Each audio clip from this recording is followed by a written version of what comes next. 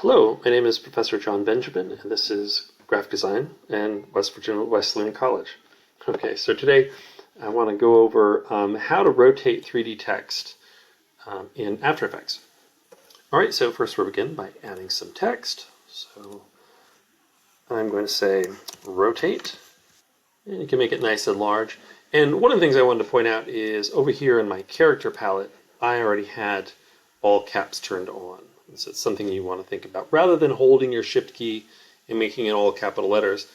And this is just a good rule in general for typography, because now I can, if I change my mind, the text is in initial caps. And so, but if I were to shift, hold down, and have all caps on, I couldn't quickly change my mind. So we always want to keep our designs flexible in case our client changes or we change our mind. So that's just something to keep in mind. Okay, the next thing we want to do is we want to make sure that our center point or anchor point is in the right place. So that way our text will rotate on the correct axis. So I want mine for this tutorial to be in the center. And if you have snapping on, it'll snap right in the middle. And the next thing I want to do is center this text within my stage. So I can select the text and go to align and make sure it's to composition and to say center and center. And there we have it. Okay, the next thing we want to do is add some more text. So I'm going to go ahead, and I'm on a PC, so I'm going to Control D, but you can Command D, I believe, to duplicate this text here. So you don't have to change the primers all over again. And I'd like this next piece of text to say rotate text. And then I'd want one more.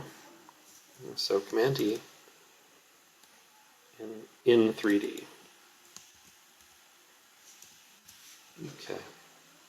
So you can see we have 3 timeline bars because we have 3 separate pieces of text.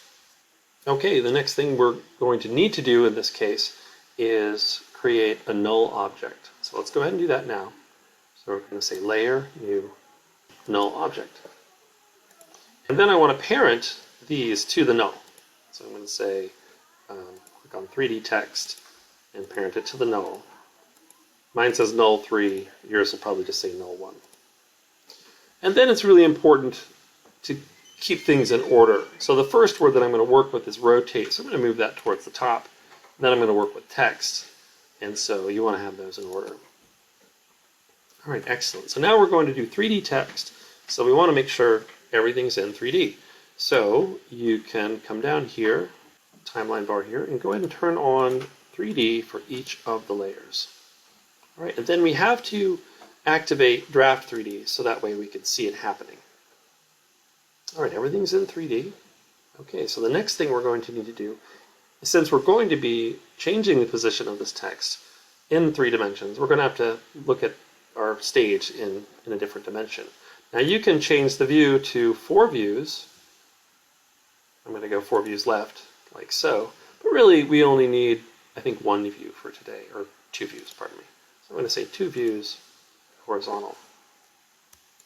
Okay, and what we have here is we're seeing the top of our text, like it doesn't have any depth. And so that's the top of it. So I'm going to zoom out here a little bit.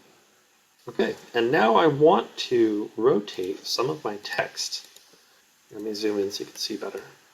So make sure the center point here is in the center of text. Let's turn off 3D just for a second. And it's not. So I'm going to go ahead and move that to the center. And I'm going to have to turn off 3D in 3D as well, because I want to make sure that's right in the center. Okay, and we already did it for rotate. Okay, now we can go back to 3D. Okay, I'm going to select text.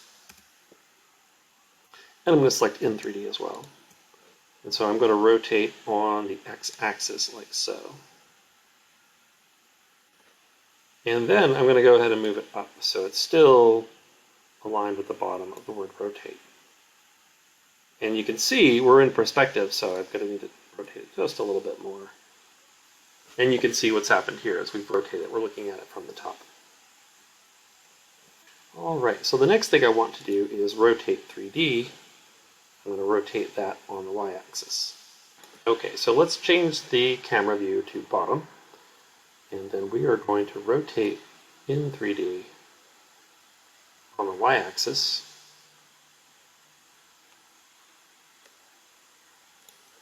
And we want it to be right on 90. But let's move it along here so it lines right up there with the T. All right, so now we're going to rotate these three pieces of text on the null object. So for now, I'm going to go ahead and close this out. So I'm just going to go back to one view, my active camera. And now I'm going to, because they're all parented, I'm just going to rotate the null object itself. So we can go ahead and open that up. Let's open up transform.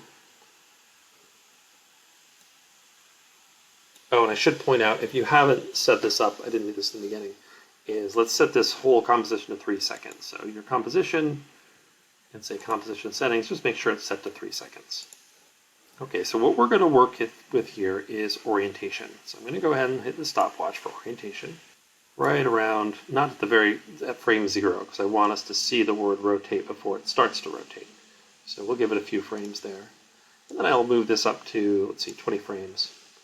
And then go ahead, and I'm going to rotate it up so I see text like so. Okay, and see I rotated it manually to 269, but we really want to keep it even at 270, like so. All right, and I want to rotate it once again, but I want there to be a pause between rotations. So what I'm going to do is I'm going to select this keyframe, and I'm going to hit copy, so Command-C, Control-C on a PC. I'm going to move up one frame, and I'm going to say Control-V to paste. And now I don't want, here's an important aspect of After Effects. Every time you have a keyframe and you stretch it out, there's going to be some tweening that happens, especially if the keyframe is a diamond. So if you want no tweening and you want it to just stay still, then what we do is we select the keyframe, right-click, and say Toggle Hold Keyframe. And that way there won't be any movement between that keyframe and the next keyframe. And then I'm going to simply move this keyframe up about 5 frames, and so you can see there's no movement here. But now I do want movement to rotate for the next rotation, so I'm going to move this up to 20. So for the next keyframe, we're going to rotate from text to 3D, and that's going to be this far setting here. All right, so I'm going to rotate it, and I want it to go to 90. And you can see if I manually scrub it, I get to 91, and then I can just type in 90. Okay, and then I'm going to do the same thing. I'm going to go ahead, select that keyframe, copy, and paste. And then I'm going to right-click on that keyframe and say Toggle Hold Keyframe. All right, so let's just take a look. Let's scrub and see what we've got here. So we have rotate. That rotates up to reveal text, and then it rotates again to reveal in 3D. All right, so this looks pretty good. But there's something else we need to do. When they rotate, we don't want to see the other rotations. We want them to disappear. So the easiest way to do that is to change the length of the timeline bars. So I'm going to keep the null object open because that's where my keyframes are. Oh, let's move this up to 25. And so what I want to have happen is rotate text. We can see it, but we don't want to see in 3D. So I'm going to move this one to line up with this keyframe here. So we don't see it at all until we're ready to see it. So I'm going to rotate this. We want to see rotate and text. But then at this point, when we move from text to 3D, or in 3D, we no longer want to see rotate. So I'm going to go ahead and cut rotate off right here. So we have rotate text, and then, well, we need to see 3D right about here. So there should be some overlap. Rotate, text, in 3D. And then right here in 3D we can clip off text, so we don't need to see that any longer. It'll be nice and neat. Okay, let's play that through.